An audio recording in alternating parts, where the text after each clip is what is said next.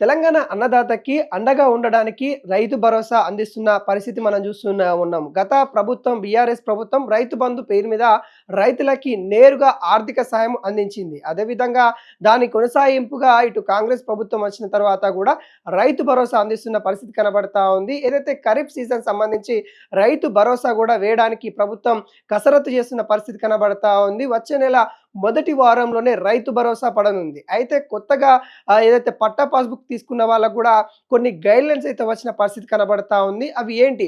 అంటే పట్టాదారులు కొత్తగా పట్టా చేసుకున్న వాళ్ళు, ఎవరైతే భూమి కొనుగోలు చేసిన వాళ్ళు ఎవరైతే ఉంటారో వాళ్ళు ఈ నెల ఆఖరికల్లా లేకుంటే నెక్స్ట్ నెల అంటే జూలై 5 కల్లా వాళ్ళు ఖచ్చితంగా ఏదైతే అగ్రికల్చర్ ఆఫీసర్ దగ్గరికి వాళ్ళ యొక్క పట్టా పాస్‌బుక్కు, అదేవిధంగా అకౌంట్, బ్యాంక్ అకౌంట్ సంబంధించిన వివరాలు, ఆధార్ కార్డ్ వివరాలు అక్కడ ఇస్తేనే వాళ్ళకి రైతు భరోసా పడుతుందన్నట్టుగా చెప్తా ఉన్నారు. ఇప్పటికే రైతు భరోసా అందించే రైతులతో పాటు కొత్తగా పాస్‌బుక్ ఎవరైతే తీసుకున్నారో వాళ్ళకి గూడా మరి రైతు భరోసా అందించే విధంగా కొత్తగా రైతులుగా ఎవరైతే నమోదు చేసుకుంటా ఉన్నారో వాళ్ళకి గూడా రైతు భరోసా అందించే విధంగా ప్రభుత్వం అయితే క్రియాశీలక కార్యక్రమాలు అయితే చేస్తా ఉంది. ఇప్పటికే అనేక దశల వారీగా మరి రైతు భరోసా అందించిన రేవంత్ రెడ్డి సర్కార్ ఇప్పుడు కూడా రైతు భరోసా ముందస్తుగా ఖరీఫ్ సీజన్ స్టార్ట్ అవుతున్న నేపథ్యంలో ఇప్పటికే కొంత వర్షాలు తక్కువ ఉండడం వల్ల తెలంగాణలో 5% మాత్రమే వరి నాటడానికి పొలాలు సిద్ధమైనట్టు కూడా తెలుస్తా ఉంది. ఎలినో ఎఫెక్ట్ ముమ్మాటికి తెలంగాణ పైన ఉంది అన్నట్టుగా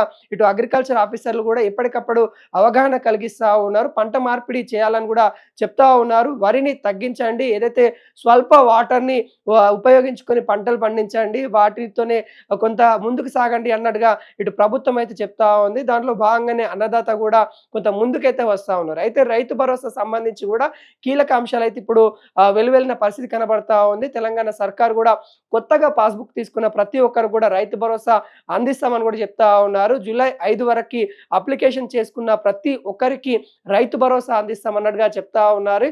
ఇప్పటికే రైతు భరోసా సంబంధించి కూడా లిస్ట్ తయారైంది. ఫైనల్ లిస్ట్ కూడా తయారయింది. ఎవరైతే అత్యధికంగా భూమి ఉన్న వాళ్ళు ఎవరైతే ఉన్నారో వాళ్ళకు కూడా ఒక లిమిట్ పెట్టే అవకాశాలు అయితే కనబడతా ఉంది. గత ఏదైతే సీజన్ కూడా 2 ఎకరాలకు మాత్రమే రైతు భరోసా ఏసిన విషయం మనందరికీ తెలిసిందే.